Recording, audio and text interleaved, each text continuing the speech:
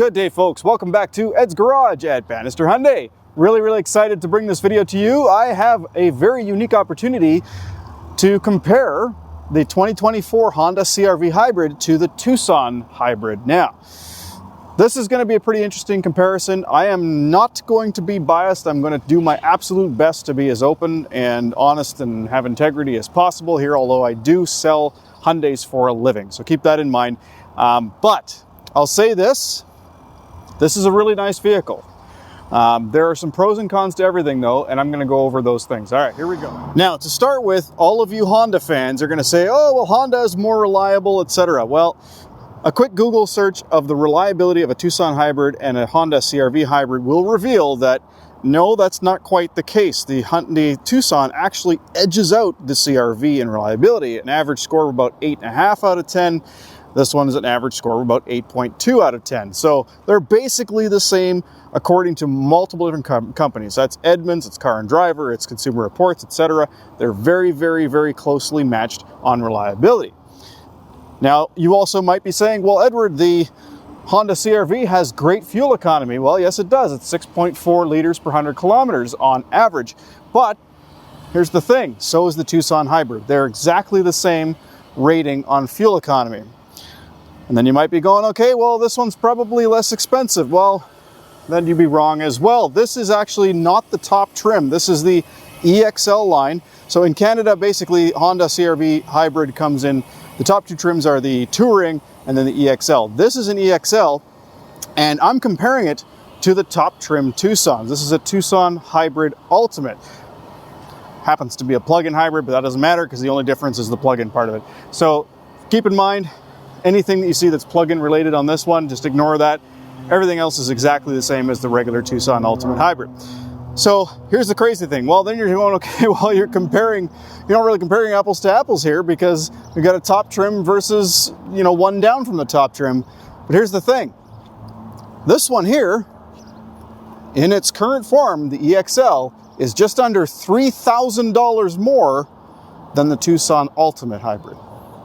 So we have similar fuel economy, similar size and space, $3,000 more for a lower trim. So I don't know about you, but I feel perfectly fine comparing these two vehicles, considering somebody that's looking on the market is going to be looking at not just the vehicles themselves, but also the price of the vehicle. So if you can get more in a Tucson, why would you go for a CR-V Hybrid?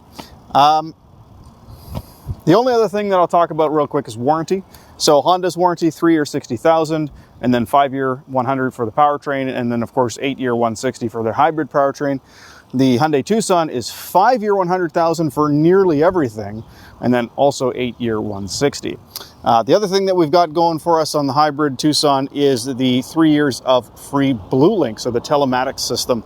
Unfortunately, the Honda doesn't have quite as much on that either. As a matter of fact, Honda Link is both less capable and less free. It's only good for 12 months and then you have to start paying for it. And from what I understand is in Canada, you only get the security features for free for the first 12 months.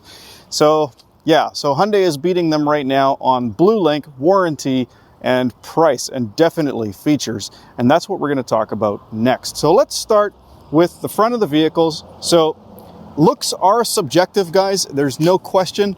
We do, of course, have LED daytime running lights built into the grille and LED projection headlights and high beams. Also on the front, you can see we've got parking. I don't know if you can see from here. We got parking sensors, the forward-facing radar system, the forward-facing camera, as well as the sensor for the windshield wiper. On the front of the Honda, we have the forward-facing radar system built into the badge. That's a nice touch. We do also have LED running lights and headlights and high beams, but they're actually reflector style on this trim level. You got parking sensors on the front here, and unfortunately no rain sensing wipers on this trim, but it does have the forward-facing camera. Coming around to the side of the Tucson, you can see we've got beautiful 19-inch aluminum alloy wheels wrapped in Michelin tires. These are Michelin Total Performance tires, Primacy. And coming around to the side of the Honda, let's see, we've got Bridgestone tires, also a good tire. A little bit smaller though. These are only an 18-inch, so they're an aluminum alloy wheel, 18-inch, but yeah, a bit smaller. As far as the mirrors go, you can see we do have marker lights on the mirrors. The Tucson has marker lights on the mirrors and also a camera because it's got 360 camera system. The Honda does not. Looking at the door handle here, there is proximity entry. It's a touch sensitive system, whereas with the Tucson, it's a physical button that you press. All right, having a look at the back of these two vehicles, I would say arguably the Tucson looks better, but again, that looks are subjective. But one thing I'll point out, notice there's a ugly rear wiper there, and there is no ugly rear wiper on the Tucson, and that's because the wiper is actually tucked in under there. So a really nice aesthetic in the back, cool sort of designed tail lights. They are LED tail lights as well.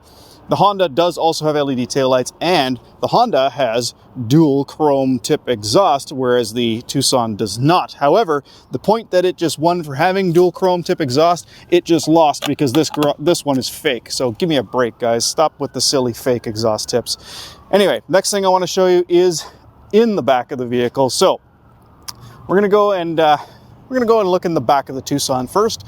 And this is one place the Tucson shines over the CR-V. It's beeping right now, and now it's opening, and that's all I needed to do was just stand there, wait a few seconds, and the tailgate open. The CR-V doesn't have that. Now, it might have a kick sensor. Let's have a look.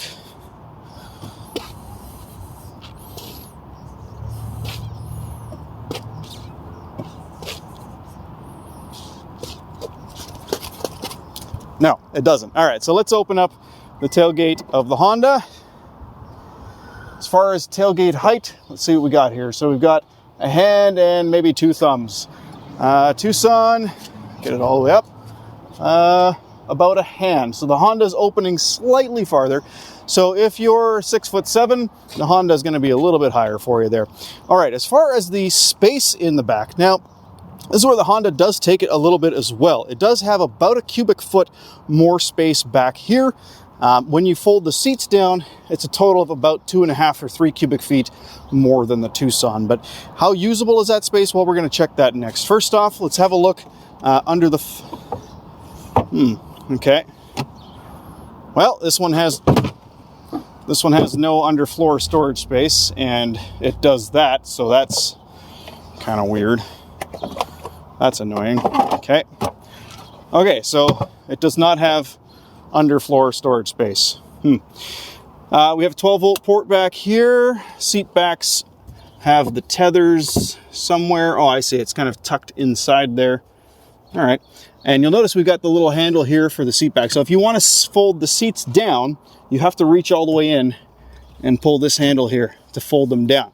That's going to be important in a second, so we're going to check that now. All right, having a look at the back of the Tucson now, you can see we've got a nice flat floor even over these little side bits. So I wonder if maybe Honda got its extra space by having no cover there. But check this out. When we lift this up, we actually have a nice little storage compartment under the floor here. Now, like the Honda, the battery is tucked underneath, and with the regular hybrid version of this, you are going to get a little bit more space under here. So this is actually not representative of the regular hybrid. There's, of course, little spots under here you can stick stuff if you want, and that's hidden away. Now, the big difference, though, check this out. If I want to fold these seats down, all I need to do is just pull this handle. There we go. One seat down, another seat down. Now those will go down a little bit further as well, but the reason they bounce up a little bit is for this reason. Check this out. So I come around, I push this down, and it locks into place. So now it's not going to go anywhere. I can simply pull this handle now with one hand, pull the handle, and lift the seat, and it goes back up. Let's check out the Honda. We're going to come around to this side here to do that. All right. Oh, it's still locked. Come on. Okay, so that's another weird thing I found with the Honda is that once the tailgate's open, you can't... Can I not unlock the door? Oh, there it goes. It just finally unlocked. Give me a physical button any day. All right. Let's have a look at the back seat again. Okay. So now when I fold the seat down, okay, for one, there's no handle here. So I have to reach back awkwardly and pull the seat down. There we go. Okay, huge difference. Check this out. Look at the difference in height between the seat back and the floor here. It's kind of ridiculous. There's a good 4 inches of difference. So if you're loading in a large item, look at that massive bump you have there. Whereas with ours, it's a nice smooth floor all the way over the seat back. Now the seat back is slightly inclined, but so is this. Well, not as much. This one is a little tiny bit, but it's about 4 inches higher here, which is going to make a real pain in the butt when you're going to load in larger items. All right, so before we get into the vehicle, I'm going to go ahead and remote start because it's really, really hot out here. So on the Honda key, basically, we're going to hit the lock button, hold down the remote start button, and there it goes. It started. Okay, with the Tucson, we're going to do the same thing. Hold down this button here a couple times and then hold down the remote start. But you're going to notice there's a couple of extra buttons on this one that the Honda does not have. Check this out. If I hold this button right here, because right now the cars are kind of tight beside each other, so I'm moving the car with the key fob. How cool is that? Couldn't do that on the Honda, it just doesn't exist. All right, I'm going to pull forwards here actually, so I can do that as well, of course. There it goes. So now if the vehicle was in a really tight parking space, I could just use the key fob to move it out of the way. Pretty awesome. Now that of course is standard on the Ultimate trim, both for the regular hybrid and this one, the plug-in hybrid. For the Honda, it simply doesn't have that capability. So guys, it's locked again. There we go. So I hope I'm not being too hard on the Honda here. It's not a bad vehicle, it's just lacking. So I'm going to get into the back here. All right, sitting in the back, lots of room, good leg room. I can put my seat, my feet underneath the seat. It is soft seat backs, and there's only one pouch here. Okay, we do have a couple of backlit USB ports, so that's good. Some vents back here, that's nice as well. On the door, we have 3 levels of seat heat, so that's good as well.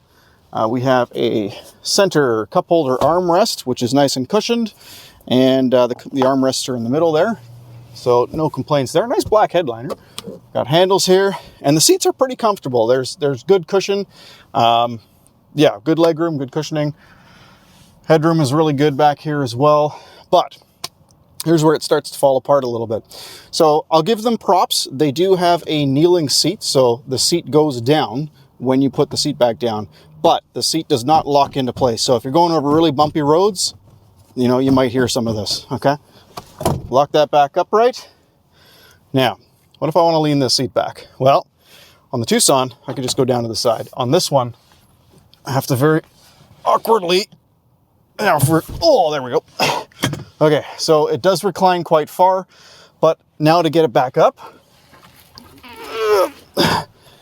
Okay, so it has multiple positions of recline. The recline is good.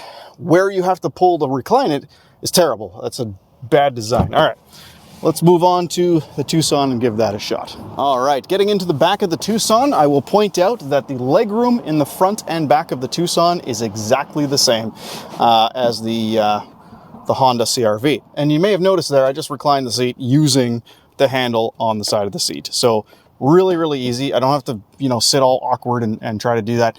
And as far as the recline, it's about the same. Not really much difference there. I'm going to go ahead and recline this one a bit. There we go. We do also have a center cup holder armrest. And this is, honestly, you can choose which one you think is better. I like this one better because there's a nice wide, flat, padded spot here, and the cup holders are up front, whereas with the Honda, they were in the middle.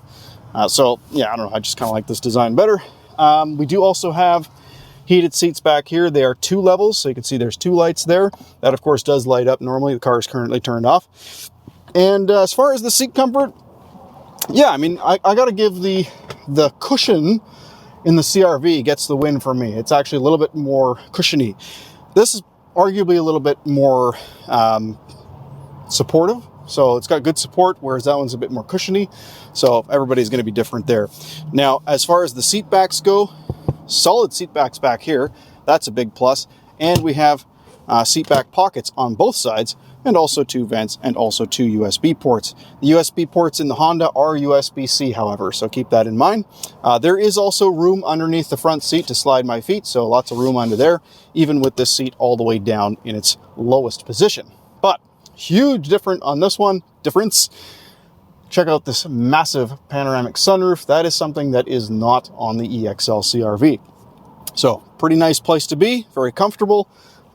yeah, we're gonna move on to under the hood. All right, so I'm gonna leave the headlights in the full on position. It does have auto, but unlike the Hyundai, if I leave the headlights in the on position, which you may want to do because during the day you should have tail lights on in the back of the vehicle, right? Well, the Honda will simply sit there beeping away and complaining that the headlights have been left on. And that's one thing that with the Hyundai you don't have to worry about. They will just shut off when you shut the car off. But let's pop the hood here. And this is actually one spot where the Honda will win, actually. Check this out. The Honda has struts that hold up the hood. The Tucson does not. So looking under the hood though, we can see we've got sort of a built-in factory cold air intake here. We've got the accessory battery here. Now, this is some place where the Tucson wins again because the Tucson doesn't have an accessory battery. If the battery is dead, it's got a little button you press and it just restarts itself. You don't have to worry about dead batteries. This battery also is quite small. Keep that in mind. If you do have one of these vehicles, these smaller batteries can be a little bit troublesome. Underneath the hood here, we can see we've got, yeah, just your typical Honda gas engine. Of course, it's mated to an electric drivetrain. And this one, I believe, has a CVT transmission, whereas the Tucson has a 6-speed automatic. The gaps in the changing of gears are taken up by the electric motor, so that's how they're able to have the same fuel efficiency. All right, under the hood of the Tucson hybrid, we have a 1.6 liter turbo for making 226 horsepower and 258 foot-pounds of torque. So that is actually about 22 more horsepower and about 11 foot-pounds of torque more than the CR-V. So a little bit quicker and yeah, torqueier as well, which is kind of nice. Now, as far as the layout under here, I mean, both of them are quite good. You know, we got some proper coverings around the side here. We do have nice insulation under the hood, buttoned up really, really nicely. Pretty easy access to everything. Also, cold air, factory cold air intake as well. The turbocharger does give it that little extra touch of power. And this is actually the 1.6 liter engine that's been used by Hyundai for years and years and years. It's an incredibly reliable block. We have something called Smart Stream. So this one has a dual injection system. So you've got multi-port injection as well as direct injection. And it's also, I believe, got the CVVD technology. So continuously variable valve duration for better burn for the multi-port and GDI, but then also a ability to increase and decrease compression as necessary, which is pretty cool. Easy access to the fuse box over here, but as you'll notice, there's no 12-volt accessory battery because we've got that little button inside that we can simply press to reset the vehicle, as I mentioned before. So not really too much different in the engine bays as far as, you know, what's better. I mean, they're both, I would say, equal in that department. So let's check out the front seats next and go from there. All right, I'm gonna go ahead and remote start the Honda. There we go, remote started, and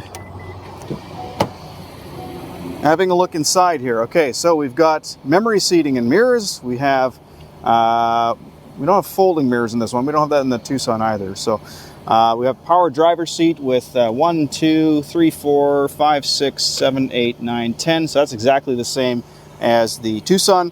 Really good looking interior, honestly. I really love the orange stitching. I love the sort of the panel look on these seats. Really, really nice seats. Power adjustable passenger seat as well. So 1, 2, 3, 4, that's it. 4-way power adjustable passenger seat.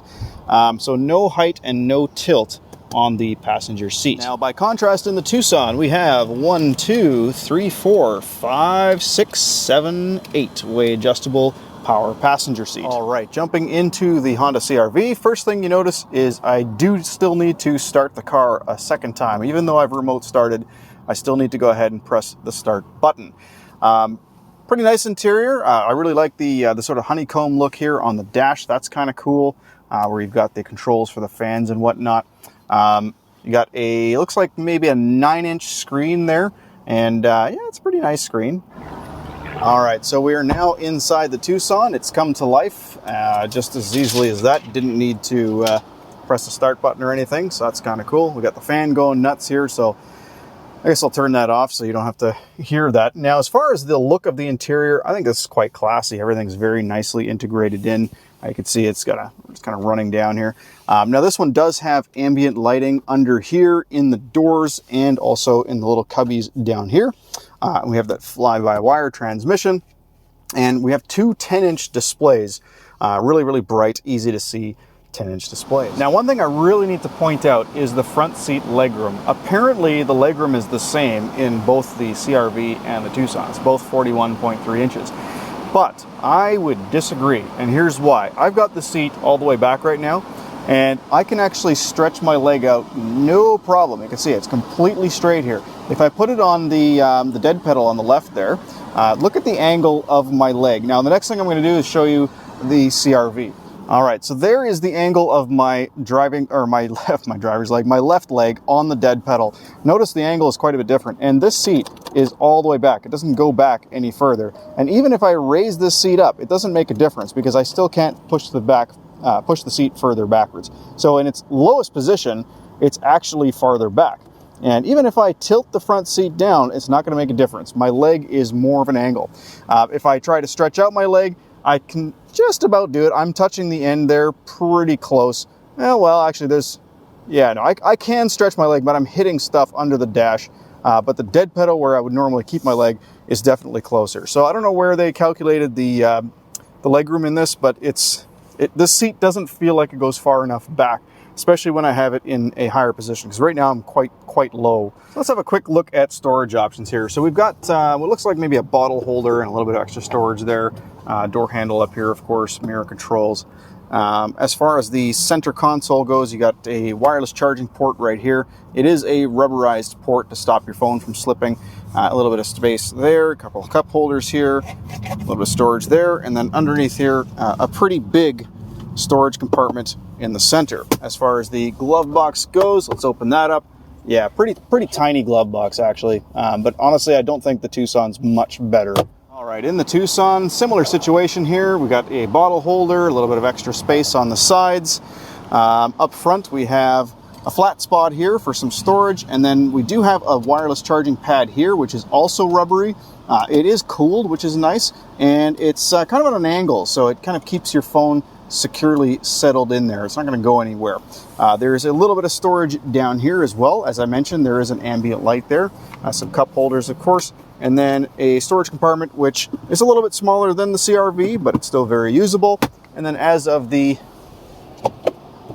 glove box, yeah, it's bigger, it's wider, so there's definitely more space in here than in the CR-V, but it's not significant. Now, one of the nice things about this is, of course, this fly-by-wire shifter. So park, reverse, neutral, drive, really, really easy to use. And the cool thing about it is if you forget to put the vehicle into park, it's actually going to do that for you when you shut the car off, or if you just open the door, it'll quickly flip it to park. Now, by contrast, of course, we just have the regular shifter in here. Now, some people may like this shifter better. Personally, I don't. Once you've gotten used to a fly-by-wire transmission, you start to really miss it when you don't have it. This just feels a little bit antiquated and out of date. There's no storage options on the side. I don't believe there's any ambient lighting in at least this trim level. I'm not seeing any anywhere. So a couple of wins for the Tucson there for sure. And as I pointed out before, look at how small the sunroof is in comparison, and it's just a manual shade. So definitely a nicer panoramic sunroof in the Tucson. Having a look at the steering wheel, this does have a heated steering wheel, so I'm going to go ahead and turn that on despite it being boiling hot outside right now. Up on the screen, looks like we do, or instrument cluster, looks like we do have a full screen for an instrument cluster there, so that's pretty nice. It's kind of recessed in here to reduce glare, which is fine. The Tucson screen is so bright that it doesn't need a cover, so that's kind of cool, so keep that in mind. This one does have windshield wiper heater, so less ice buildup on your wipers. And again, with the USB-C port here, USB-A for your screen connectivity for your infotainment system. We have dual zone automatic climate control. This does only have one level of auto, whereas the Tucson has two. And then we do, of course, have heated seats, whereas the Tucson has heated and cooled seats. Now, one big win for the CR-V, it does have wireless Apple CarPlay and Android Auto, whereas the Tucson still requires a plug, easily fixable with an adapter, of course, but that is something that I will give the win to Honda for on that. As far as the rest of the system here, the infotainment system is looking a little bit dated. We have some pretty clear icons though. I mean, as far as usability, it should be quite good. Here's our Honda Link that we were talking about earlier. We have the ability to connect the phone directly from here. I don't really have too many complaints about this system. This particular one doesn't have built-in navigation. So for that, I believe you need to go to the Touring model. But yeah, there's no built-in navigation on this particular one. All right, unfortunately, I can't figure out if this is heated all the way around. Currently, it just feels like it's heated on the top, but that's just because it's in the sun, so it's boiling hot from there to there. It feels like down here, it's quite cool though. It looks like it may, maybe not. So I think it does have a heated steering wheel all the way around, so that's good. So that would tie the Tucson then, of course. No automatic wipers, as I mentioned in the Tucson, of course there is. So definitely some wins for Tucson here as well. We do also have a auto dimming rear view mirror. It doesn't have any home link buttons on it, so no garage door opener there. As far as the side visors go, it looks like they both do slide out. Test this one. Yep, and they both have mirrors and a light, so that's good.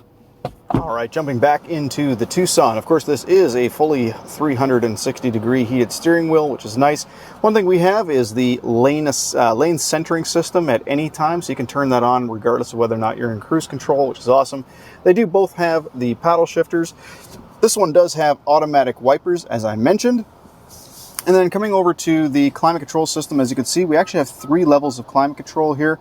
So if you don't want it blasting on you full blast, you can just drop that down a bit. There's also a driver only mode button, which is cool. There's a diffuse button, which will kind of diffuse the air through these tiny little holes in the dashboard, so they're not blasting on you either.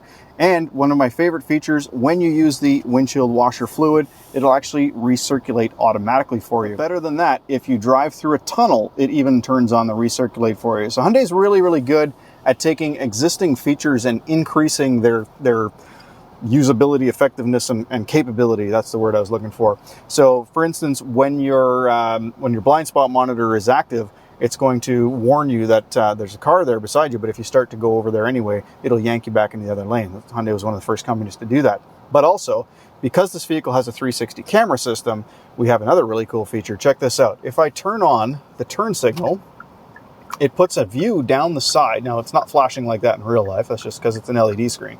But it puts a view down the side of the vehicle of what's in your blind spot. How cool is that? That is something the Honda cannot have because it doesn't have cameras on the sides. For that sort of functionality, you would need to go to the Touring model, which is another several $1,000s. And then we're talking a difference of nearly $6,000 versus this one here.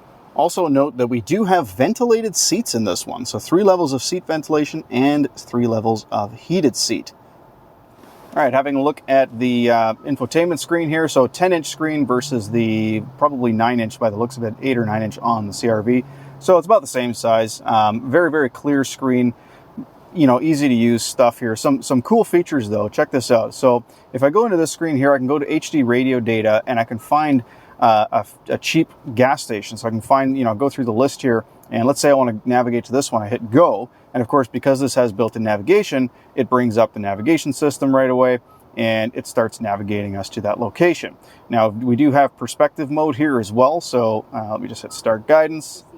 We can change the perspective. There we go. And then with the turn-by-turn directions on that screen, you can also mimic the turn-by-turn directions in this screen. There we go. So now in the center there, we have our turn-by-turn directions as well. So some pretty cool options there. We also have quiet mode, which will limit the volume in the front speakers and shut the rear speakers off completely. Now this vehicle does come with BlueLink, as I mentioned. So one of the things that this will be able to do is actually give you your weather forecast based on exactly where you are. That's another thing that Hyundai is one of the few companies that does. In our rear view mirror here, it is also auto dimming, but it has 3 buttons for your garage doors and gates. So that's a nice touch as well. Quick look at the backup cameras. Check this out. So we have a very, very clear image. This is on the Tucson, okay? So we got the top-down view. We've got the dynamic steering lines that move. It shows you the swing of the front of the vehicle. I can zoom in and out here. I can change the view on here to top-down or straight back, or if I'm parallel parking, I can even do this on the front as well. So check this out, parallel parking. There's our front wheels turning. Super, super cool backup camera system. And it's very, very clear and easy to see. Now in the Honda, when we put on the backup camera, we get the backup camera up on the screen here. It's reasonably clear. It's a little blurry. And notice the refresh rate of those lines as I turn. It's a little blocky as you turn the steering wheel. As far as customization, we can go a little bit wider screen. We can go top-down image. So guys, I think I'm just going to leave the video there. I think you kind of get the idea. We're talking a vehicle that's significantly less expensive. It's priced thousands and thousands of dollars lower than an equivalent Honda CR-V hybrid. It gets the same fuel economy, has a better warranty, has more features, a lot more features. And reliability is edging out the Honda. I don't care what anybody says. If you're a Honda fan and you don't think that's the case, don't take my word for it. Please Google it yourself. You'll see what I'm talking about. Everyone in the industry agrees that the Tucson is slightly more reliable than the Honda CR-V. But it's so close that it's a non-issue. Hyundai has come a long way. They're not the same company they were 20, 30 years ago. I will say this, the previous generation Tucson had its issues, no question. This is a very different Tucson. And yes, I work for a Hyundai dealership, but I'm trying to be as open and honest as possible. The 2013-ish to 2020 Tucsons, they had their problems. You know, we had a lot of issues with engines going and whatnot. Every company runs into problems every now and then, but Hyundai went through some issues with that old Tucson. This Tucson is completely redesigned. It's completely different, has totally different engine options, and transmission options are different as well. So we haven't had really any major problems with these. They've been very reliable. Hyundai is also the only company that makes their own steel, so we use a lot of advanced high-strength steel construction. Which brings me to my last thing that I want to touch on. So with that advanced high-strength steel construction, Hyundai can do things that Honda simply can't for the same money. So I want to show you something on the door of the Honda CR-V here. So first off, a point, they do have the rubber seal at the bottom of the door sill, so the door sills stay nice and clean, right? But if we follow this up, so here we got a drain hole, we can see a little bit of structural adhesive here, a little bit of a structural adhesive up along the door edge. We're going to go all the way up and check this out right here. See how poorly and messily this was done. They didn't do a super clean job, but this is also a welded point. If I go a little bit further up to here, the reason there's a cover here is because this is also a welded point. You can see right there, that's where the weld is, that little line right there, okay? And then we've run down to here, you can also see another welded point. Look at the quality of the weld, okay? So keep that in mind. Now we're gonna go look, now that's on the rear door as well. We're gonna go look at the Tucson. Now, a $6,000 cheaper vehicle. Check this out. We're gonna start at the bottom. First off, look at how clean this structural adhesive is.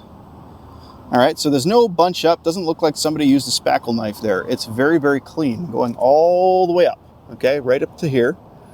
Now, notice something. There's no welded point here. This is a single stamped piece of metal, okay? One piece all the way across.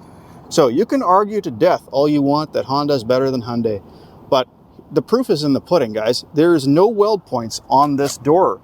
The door seals, everything about this door is manufactured better than the Honda CR-V. This also comes all the way to the bottom. They put the seal on this side here, so this one's got the seal on it. Stays clean as well. All right, so that's the last thing I wanted to touch on. Guys, if you think I missed anything, or if you think the Honda is better for a specific reason, please don't hesitate to leave your opinion below.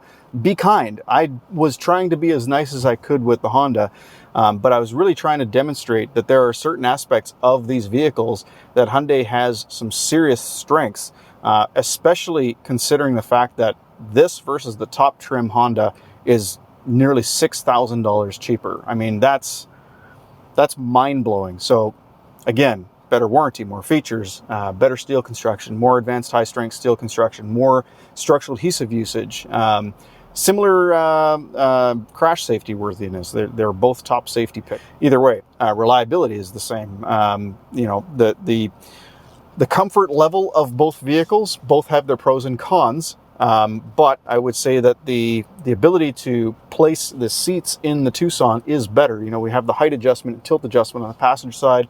The seat rails are longer, so if you've got long legs, the Tucson is going to be more comfortable for you as well. The fact that we have a panoramic sunroof versus a small sunroof.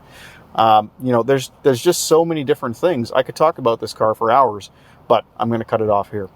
Thank you so much for watching. If you've gotten this far, my thanks go out to you. Please don't forget to like and subscribe if you enjoyed this video. If you hated this video because you're a Honda fan, sorry, leave a comment below. Feel free to defend the Honda product. Maybe there are Hondas that are better than Hyundais. I mean, I'm sure there is. But as far as the Honda CR-V and the Hyundai Tucson, I'd have to take the Tucson any day of the week. All right. Thanks so much. Have a great day.